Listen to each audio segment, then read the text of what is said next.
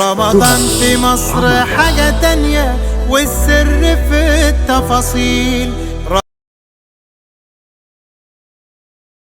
আসসালামু আলাইকুম ওয়া রাহমাতুল্লাহি ওয়া বারাকাতুহু। বিসমিল্লাহির রহমানির রহিম। আলহামদুলিল্লাহি রাব্বিল আলামিন। ওয়াসসালাতু ওয়াসসালামু আলা রাসূলিহিল কারীম, আম্মা বাদ। শ্রদ্ধেয় সুপ্রিয় দ্বীনী ভাই ও বোনেরা, তুহাফু রমজানের পক্ষ থেকে আপনাদের সকলকে জানাই আন্তরিক শুভেচ্ছা ও অভিনন্দন। আজকে সকলেই আমরা জানি আজকে দার্সের আমাদের বিষয় হচ্ছে যে মাক্কি এবং মাদানী সূরা সম্পর্কে। তো আমি আমার কথাকে বেশি দীর্ঘ না করে সর্বপ্রথম আমাদের সঙ্গে আমাদের বিশেষ অতিথি রয়েছেন, আলোচক রয়েছেন আবু আব্দুল্লাহ সাজ্জাদ হোসেন হাফিজাহুল্লাহ, আল্লাহ তাআলা তাকে দীর্ঘজীবী করুক। তো আমরা যখনই কোরআন খুলি, কোরআনের উপরে ছোট্ট করে একটা লেখা থাকে সূরাতুল মাক্কিয়া, সূরাতুল মাদানিয়া। তো এর আসল রহস্য কি? কেন এরকম লেখা থাকে? বা মাক্কি সূরা বলতে কি বোঝায়? মাদানী সূরা বলতে কি বোঝায়? আমি আমার দ্বীনী ভাইকে, প্রিয় ভাইকে আমি জিজ্ঞাসা করব যে আপনি আমাদেরকে একটু খুলে বলুন যে মাক্কি সূরা এবং মাদানী সূরা আসলে কি? السلام عليكم ورحمة الله وبركاته. الحمد لله رب العالمين والصلاة والسلام على سيد الأنبياء والمرسلين أما بعد. আলহামদুলিল্লাহ, আল্লাহ তাআলার অশেষ মেহেরবানি যে আমরা পুনরায় নতুন আরেকটি বিষয় নিয়ে আপনাদের সামনে উপস্থিত হয়েছি। আমাদের সাথে আমাদের প্রিয় বড় ভাই ইসরাফিল বিন গোলাম কিবরিয়া সাহেব উপস্থিত আছেন। তো শায়েখ আসলে আজকে আমাদের মৌলিক বিষয়, এবং শায়েখ আমাকে ইতিমধ্যে প্রশ্ন করেছেন যে আমরা কুরআনুল কারীমের ফাজায়েল, রমজানের সাথে কোরআনের সম্পর্ক ইত্যাদি বিভিন্ন বিষয় নিয়ে আলোচনা করছিলাম। সেই ধারাবাহিকতায় একটি গুরুত্বপূর্ণ বিষয়, আমরা যখন কোরআন পড়তে যাই তখন দেখি যে অনেক সূরার নামের সাথে মাক্কিয়া বা মক্কায় অবতীর্ণ, অনেক সূরার নামের শেষে মাদানিয়া বা মদিনায় অবতীর্ণ এই কথাটি লেখা থাকে। তো আসলে মাক্কি এবং মাদানী বিষয়টি আসলে কি, এবং শায়েখ আমাকে প্রথমেই প্রশ্ন করেছেন যে মাক্কি এবং মাদানী আসলে কি। এটা আসলে কোরআনুল কারীমের মধ্যে একটি আয়াত আমরা পূর্বের একটি পর্বে উল্লেখ করেছিলাম যে কুরআনান ফারাখনাহু লিতাকরাহু আলান নাসি আলা মুকসি ওয়া নাযালনাহু তানজিলা। যে এই আয়াতটি প্রমাণ করে যে কোরআনুল কারীম ধাপে ধাপে অবতীর্ণ হয়েছে, একবারে অবতীর্ণ হয়নি। তো আসলে মাক্কি এবং মাদানী এই দুইটি মূলত মক্কায় অবতীর্ণ হওয়া আয়াত এবং সূরার সাথে সম্পর্কিত। মাদানী মদিনায় অবতীর্ণ আয়াত এবং সূরার সাথে সম্পর্কিত, অনেকে এটাই ধারণা করে থাকেন, কিন্তু আসলে বিষয়টি এমন নয়। বরং মাক্কি এবং মাদানী বলতে যেটা বোঝায় সেটা হলো যে রাসূল করিম সাল্লাল্লাহু আলাইহি ওয়াসাল্লামের নবুয়তি জিন্দেগির সর্বমোট 13 বছর মক্কায় ছিলেন হিজরতের পূর্ব পর্যন্ত, আর হিজরতের পরবর্তী 10 বছর মদিনায় ছিলেন। তো এই হিজরতের পূর্ব যে সময়টায় আল্লাহ নবীর মূল অবস্থান ছিল মক্কায়, যদিও দাওয়াতি সফরে বিভিন্ন সময় মক্কার বাইরে তিনি গমন করেছেন। তো হিজরতের পূর্বের যে সকল আয়াত এবং সূরা অবতীর্ণ হয়েছে এগুলোকেই মাক্কি হিসেবে আখ্যা দেওয়া হয়।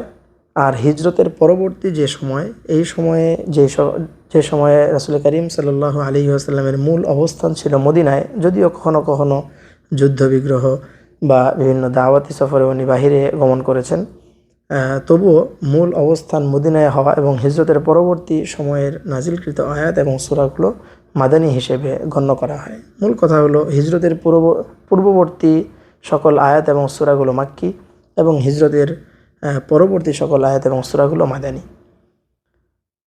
শ্রদ্ধেয় সুপ্রিয় দ্বীনী ভাই ও বোনেরা, আমরা শুনলাম কত সুন্দরভাবে আমাদের শেখ উত্তর দিলেন। এখন আমি শেখের কাছে জানতে চাইবো যে মাক্কি সূরা এবং মাদানী সূরা যে আমরা পড়ে থাকি, তো এর বৈশিষ্ট্য কি? যে নিশ্চয়ই কিছু আলামত, এর কিছু বিশেষ লক্ষণ থাকবে যা দেখে আমরা বুঝতে পারবো যে এগুলো মাক্কি সূরা বা এগুলো মাদানী সূরা। যদি একটু আমাদেরকে খুলে বলেন তাহলে আমরা খুবই উপকৃত হতাম।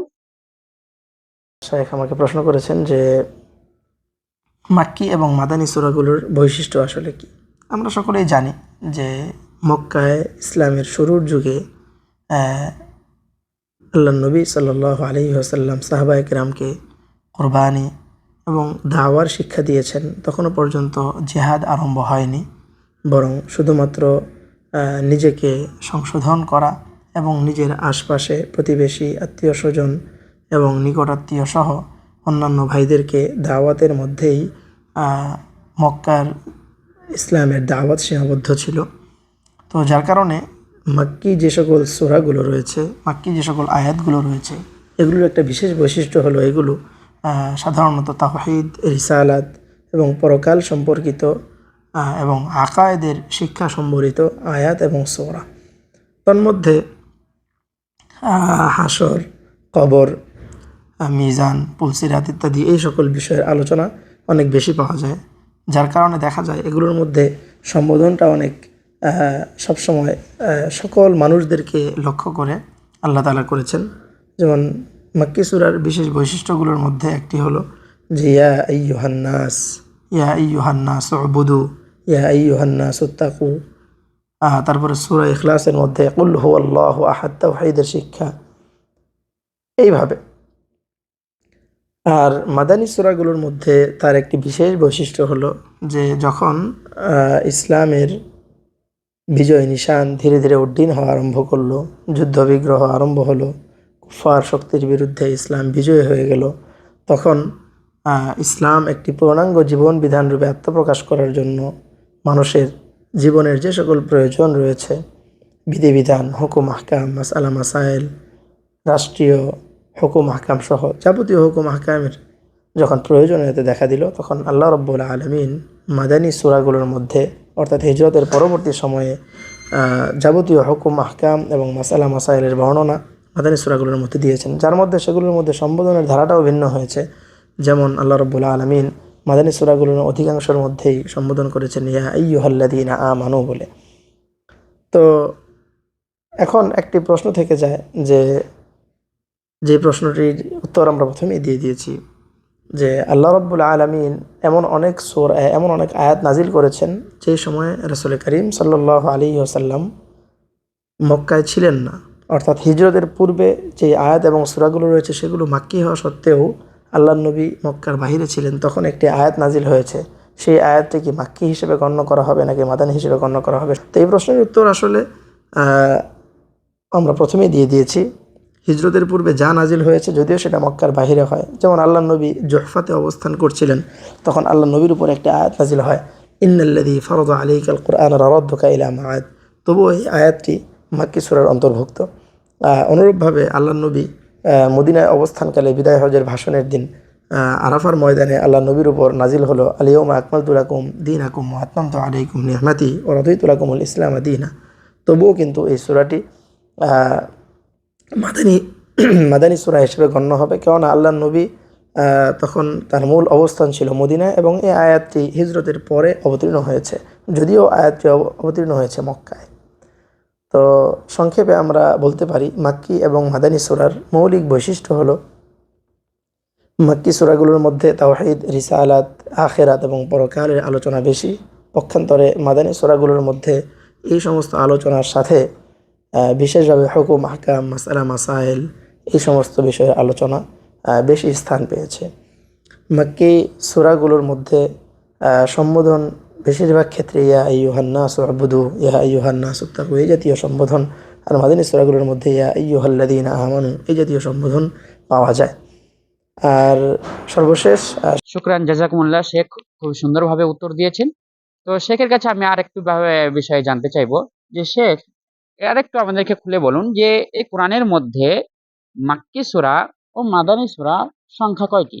শায়েখ আমাকে প্রশ্ন করেছেন যে মাক্কি এবং মাদানী সূরার বৈশিষ্ট্য, মাক্কি এবং মাদানী সূরার প্রত্যেকটার পরিমাণ বা সংখ্যা কত। তো মাক্কি সূরার সংখ্যা আসলে দেখা যায় যে ৮৬টি। আল কোরআনুল কারীমের মধ্যে সর্বমোট ১১৪টি সূরার মধ্যে ৮৬টি সূরা হলো মাক্কি এবং বাকি ২৮টি সূরা হলো মাদানী। শ্রদ্ধেয় সুপ্রিয় শ্রোতাবৃন্দ, আমরা শুনলাম আমাদের শেখ কত সুন্দরভাবে উত্তর দিলেন যে মাক্কি সূরা এবং মাদানী সূরা আসলে কি। যে এক কথাই হলো মাক্কি সূরা যে হিজরতের আগে যে সূরা অবতীর্ণ হয়েছে সেটাই হলো মাক্কি সূরা, যদি সেটা মক্কার বাইরে হোক। আর মাদানী সূরা যেটা হিজরতের পরে অবতীর্ণ হয়েছে, যদিও সেটা মদিনার বাইরে হোক। অনুরূপভাবে আমরা জানলাম যে মাক্কি সূরার বৈশিষ্ট্যের মধ্যে তবে প্রধান বৈশিষ্ট্য হলো যে সেখানে সমস্ত লোকেদেরকে খেতাব করা হয়েছে, সেখানে আকীদাগত দিক দিয়ে বাহাস করা হয়েছে। আর মাদানী যে সূরাগুলি রয়েছে তার বৈশিষ্ট্যের মধ্যে হলো যে সেগুলো ইয়া আইয়ুহাল্লাযীনা আমানু ঈমানদারদেরকে বেশিরভাগ প্রসঙ্গ করা হয়েছে এবং সেখানে বিধান শরীয়তের বিধিবিধান বেশি নাজিল হয়েছে। তো অনুরূপভাবে আমরা এটাও জানলাম যে মাক্কি সূরা এবং মাদানী সূরার উদাহরণের মধ্যে যেমন সূরাতুল বাকারা আমরা পড়ে থাকি, এটা একটি মাদানী সূরা, এবং সূরা ফাতিহা এটা একটি মাক্কি সূরা। অনুরূপভাবে সূরা ইখলাস এটাও সূরা মাক্কি সূরা। তো আল্লাহ তাআলার কাছে দোয়া করি আল্লাহ তাআলা আমাদের সকলকে কোরআনকে ভালোভাবে বোঝার তদারূপ আমল করার তৌফিক প্রদান করুক। আমিন। আমাদের সকলকে এই রমাজান মাসে নিজেদের গুনাহ খাতা মোচন করা তৌফিক প্রদান করুক। আমিন। আসসালামু আলাইকুম ওয়া রাহমাতুল্লাহি ওয়া বারাকাতুহু।